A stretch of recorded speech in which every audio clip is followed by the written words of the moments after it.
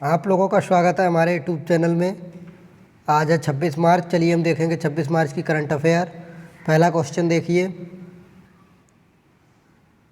प्रतिवर्ष अंतर्राष्ट्रीय नस्लीय भेदभाव उन्मूलन दिवस कब मनाया जाता है? तो इसका राइट ऑप्शन क्या है? इसका राइट ऑप्शन है ए, 21 मार्च को मनाते हैं। कब मनाते हैं? 21 मार्च को मनाते हैं। अंतर्राष्ट्रीय नस्लीय भेदभाव का मतलब क्या है? तो इसका मतलब है कि काले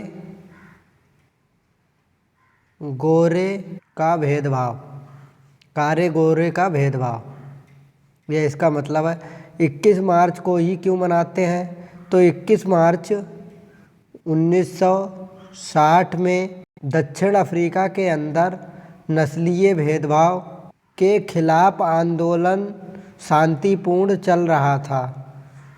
शांतिपूर्ण आंदोलन में आग लगने के कारण कुछ लोगों की मृत्यु हो गई। इसीलिए 21 मार्च को अंतर्राष्ट्रीय नस्लीय भेदभाव उन्मूलन दिवस मनाते हैं। अगर आपसे पूछ ले कि अंतर्राष्ट्रीय नस्लीय भेदभाव दिवस की घोषणा कब की गई थी, तो इसकी घोषणा की गई थी 1966 में की गई थी। कब की गई थी? 1966 में। चलिए क्वेश्चन नंबर अगला देखिए। 25 मार्च 2022 को नीति आयोग द्वारा जारी निर्यात तत्परता सूचकांक सन 2021 में किस राज्य को पहला स्थान प्राप्त हुआ है? तो किस राज्य को पहला स्थान प्राप्त हुआ है? तो इसका राइट ऑप्शन है डी, गुजरात को पहला स्थान प्राप्त हुआ है। निर्यात तत्परता सूचकांक सन 2021, इसका मतलब है कि कौन सा राज्य निर्यात के लिए कितना तैयार है, यह इस तत्परता सूचकांक का मतलब है। निर्यात तत्परता सूचकांक को कौन जारी करेगा? तो इसे नीति आयोग जारी करेगा। इसे कौन करेगा? नीति आयोग जारी करेगा। निर्यात तत्परता सूचकांक का कौन सा संस्करण है? तो यह दूसरा संस्करण है। कौन सा है? यह दूसरा संस्करण है। पहला संस्करण कब हुआ था? तो पहला संस्करण हुआ था सन 2019 में हुआ था। कब हुआ था? सन 2019 में हुआ था। चलिए क्वेश्चन नंबर अगला देखिए। 24 मार्च सन 2022 को किस भारतीय कंपनी को फीफा विश्व कप सन 2022 के लिए आधिकारिक तौर पर स्पॉन्सर चुना गया है? तो किसे चुना गया है? तो इसका राइट ऑप्शन क्या है? इसका राइट ऑप्शन है सी। इसका राइट ऑप्शन क्या है? इसका राइट ऑप्शन है सी, बाई जूस। किसे चुना गया है? बाई जूस को चुना गया है। जो फीफा विश्व कप है यह किससे संबंधित है? तो यह फुटबॉल से संबंधित है। किससे? फुटबॉल से संबंधित है। फुटबॉल से। फीफा विश्व कप सन 2022 का आयोजन कहाँ पर होगा? तो इसका आयोजन होगा कतर, दोहा में। कहाँ पे होगा? कतर, दोहा में होगा। चलिए क्वेश्चन नंबर अगला देखिए। 23 मार्च सन 2022 को रक्षा अनुसंधान एवं विकास संगठन DRDO ने कहाँ पर ब्रह्मोस सुपरसैनिक क्रूज मिसाइल का सफल परीक्षण किया है? तो कहाँ पे किया है? तो इसका राइट ऑप्शन है डी, अंडमान और निकोबार द्वीप समूह पर किया गया इसका सफलतापूर्वक परीक्षण। अगर आपसे पूछ लिया जाए कि DRDO की स्थापना कब हुई थी, तो इसकी स्थापना हुई थी 1 जनवरी 1998 में इसकी स्थापना हुई थी। DRDO का मुख्यालय कहाँ है? तो इसका मुख्यालय है दिल्ली में। कहाँ पे है? दिल्ली में इसका मुख्यालय है। DRDO के वर्तमान में हेड कौन है? तो इसके हेड हैं सतीश रेड्डी। कौन है? सतीश रेड्डी। सतीश रेड्डी। अगर आपसे पूछ ले कि ब्रह्मोस मिसाइल का निर्माण किन दो देशों ने किया है, तो किसने किया है? इंडिया और रूस ने किया है। किसने? इंडिया और रूस। इन दो देशों ने मिलकर ब्रह्मोस सुपरसैनिक मिसाइल का निर्माण किया है। क्वेश्चन नंबर अगला देखिए। 25 मार्च सन 2022 को उत्तर प्रदेश के उप मुख्यमंत्री पद के तौर पर किसने शपथ ली है? तो यहाँ पे क्या पूछ रहा है? यहाँ पे पूछ रहा है उप मुख्यमंत्री। मुख्यमंत्री नहीं पूछ रहा है, उप मुख्यमंत्री पद के तौर पर किसने शपथ ली है। तो किसने शपथ ली है, इसका राइट ऑप्शन है डी, बी और सी दोनों। केशव प्रसाद मौर्य और ब्रजेश पाठक, ये उप मुख्यमंत्री पद के तौर पर इन्होंने शपथ ली है। यूपी में लगातार दूसरी बार मुख्यमंत्री कौन बनते हैं, तो वो योगी आदित्यनाथ। योगी आदित्यनाथ को कल शपथ किसने दिलाई, तो आनंदीबेन पटेल ने दिलाई है। जो शपथ समारोह हुआ है, ये कहाँ पे हुआ, तो यह इकाना स्टेडियम में हुआ। इकाना स्टेडियम कहाँ पे है, तो इकाना स्टेडियम है लखनऊ में। कहाँ पे है, लखनऊ में स्थित है ये। चलिए क्वेश्चन नंबर अगला देखिए। 25 मार्च 2022 को किसने लाल किला महोत्सव भारत भाग्य विधाता का उद्घाटन किया है, तो किसने किया है, इसका राइट ऑप्शन है सी, स्मृति ईरानी ने किया है। किसने, स्मृति ईरानी ने। लाल किला जो महोत्सव है वो कितने दिन चलेगा, 10 दिन चलेगा। यह 10 दिन का महोत्सव है। स्मृति ईरानी भारत की कौन सी मंत्री हैं, तो ये महिला बाल विकास मंत्री हैं। कौन है, महिला बाल विकास मंत्री हैं। चलिए क्वेश्चन नंबर अगला देखिए। 22 मार्च सन 2022 को कौशल विकास और उद्यमिता मंत्रालय ने किसे समुद्रीय इंजीनियरिंग के क्षेत्र में उत्कृष्टता केंद्र के रूप में मान्यता दी है, तो किसे दी है, तो इसका राइट ऑप्शन है ए, INS शिवाजी को। किसे दी है, INS शिवाजी को। INS शिवाजी की बिल्डिंग कहाँ पर स्थित है, तो लोनेवाला महाराष्ट्र में स्थित है। INS शिवाजी, इससे क्या होता है, तो नेवी के जितने भी कर्मचारी हैं इनकी ट्रेनिंग का काम होता है यहाँ पे। कहाँ पे, INS शिवाजी बिल्डिंग में। क्वेश्चन नंबर अगला देखिए।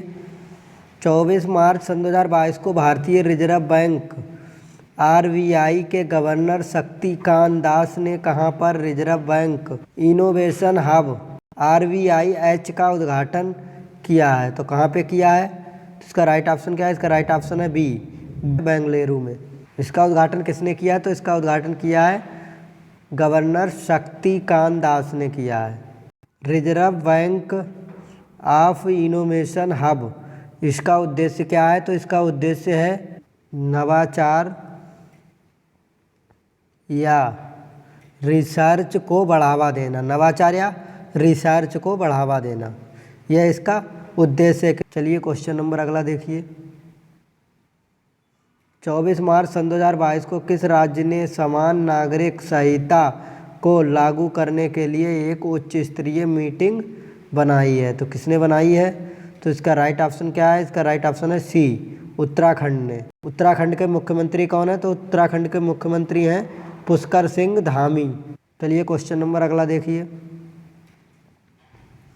24 मार्च सन 2022 को किस राज्य विधानसभा ने सार्वजनिक परीक्षा भर्ती में अनुचित साधनों की रोकथाम के आद्य उपाय विधेयक सन 2022 पारित किया है, तो किसने किया है, इसका राइट ऑप्शन है ए, राजस्थान ने। चलिए हम देखेंगे कौन से नियम लागू किए हैं राजस्थान सरकार ने। परीक्षार्थी संबंधी कुछ नियम हैं, चलिए देखते हैं। परीक्षार्थी नकल करता है या पेपर लीक गिरोह से पेपर खरीदने का दोषी पाया जाता है तो उसे 3 साल की सज़ा होगी और 1 लाख रुपए तक के जुर्माने का प्रावधान किया गया है। नकल करते पकड़े जाने पर 2 साल तक राज्य स्तरीय किसी भी तरह की परीक्षाओं में शामिल नहीं हो सकेगा। वह स्कूल कॉलेज से लेकर हर तरह की परीक्षाओं में नकल करने पर 2 साल तक परीक्षा देने पर रोक का प्रावधान भी किया गया है। चलिए दूसरा नियम देखते हैं। नकल कराने वाले गिरोह से संबंधित। नकल कराने वाले और पेपर लीक गिरोह में शामिल हर व्यक्ति को दोषी होने पर 5 से 10 साल तक की सज़ा का प्रावधान किया गया है। नकल गिरोह में शामिल हर व्यक्ति पर कम से कम 10 लाख और अधिकतम 10 करोड़ तक का जुर्माना हो सकेगा। बिल में नकल गिरोह की प्रॉपर्टी जब्त कर उसे कुर्क करने और सीज करने के प्रावधान किए गए हैं। चलिए देखिए, ये मेन सबसे ज़्यादा महत्वपूर्ण है। परीक्षाओं में पेपर लीक और नकल संज्ञेय और गैर जमानतीय अपराध की श्रेणी माना जाएगा। ऐसे मामलों में जमानत नहीं होगी। यह सबसे अच्छा नियम है कि ऐसे मामलों में जमानत नहीं होगी। चलिए हम लोग 25 मार्च की फटाफट रिवीजन कर लेते हैं। पहला क्वेश्चन देखिए, प्रतिवर्ष विश्व क्षय रोग दिवस का आयोजन कब किया जाता है? तो इसका राइट ऑप्शन क्या है? इसका राइट ऑप्शन है सी, 24 मार्च को मनाते हैं क्षय रोग। क्षय रोग को क्या कहते हैं? टीबी दिवस कहते हैं। क्या कहते हैं? टीबी दिवस। 22 मार्च सन 2022 को भारतीय सेना और किस राज्य पुलिस के बीच सुरक्षा कवच 2 नामक एक संयुक्त अभ्यास का आयोजन किया गया? तो ये कहाँ पे किया गया? इसका राइट ऑप्शन है ए, महाराष्ट्र में। कहाँ पे किया गया? महाराष्ट्र में किया गया है। क्वेश्चन नंबर अगला देखिए, 22 मार्च सन 2022 को किसने ब्रेक्स टीका अनुसंधान एवं विकास केंद्र का शुभारंभ किया? तो किसने किया? इसका राइट ऑप्शन क्या है? इसका राइट ऑप्शन है डी, डॉक्टर मनसुख मंडाविया ने किया है। यह भारत के स्वास्थ्य मंत्री हैं। ये भारत के क्या हैं?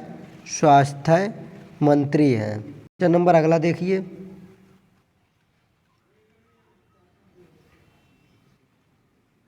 तेईस मार्च 2022 को प्रधानमंत्री नरेंद्र मोदी ने कहाँ पर विप्लवी भारत गैलरी का उद्घाटन किया है? कहाँ पे किया है? तो इसका राइट ऑप्शन क्या है? इसका राइट ऑप्शन है बी, कोलकाता में किया है। कहाँ पे? कोलकाता में किया है। नंबर अगला देखिए, माउंटेन टेरेन बाइकिंग और बाइसिकल मोटो क्रॉस के लिए भारत का पहला साई राष्ट्रीय उत्कृष्टता केंद्र की स्थापना कहाँ की जाएगी? तो इसका राइट ऑप्शन क्या है? इसका राइट ऑप्शन है डी, शिमला में की जाएगी। क्वेश्चन नंबर अगला देखिए, 24 मार्च सन 2022 को किस अर्ध सैनिक बल का 187वां स्थापना दिवस मनाया गया है? तो इसका राइट ऑप्शन क्या है? इसका राइट ऑप्शन है ए, किसका मनाया गया है? असम राइफल्स का मनाया गया है।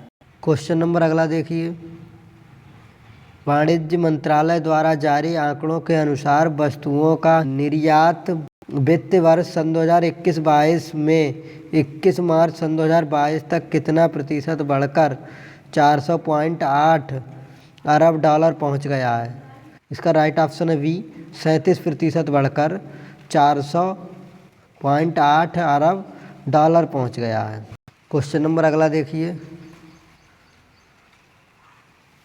22 मार्च सन 2022 को नीति आयोग के महिला उद्यमिता मंच द्वारा वुमन ट्रांसफॉर्मिंग इंडिया अवार्ड्स के 5वें संस्करण में कितनी महिलाओं को सम्मानित किया गया? तो इसका राइट ऑप्शन है ए, 75 महिलाओं को सम्मानित किया गया। किसे सम्मानित किया गया? 75 महिलाओं को। क्वेश्चन नंबर अगला देखिए,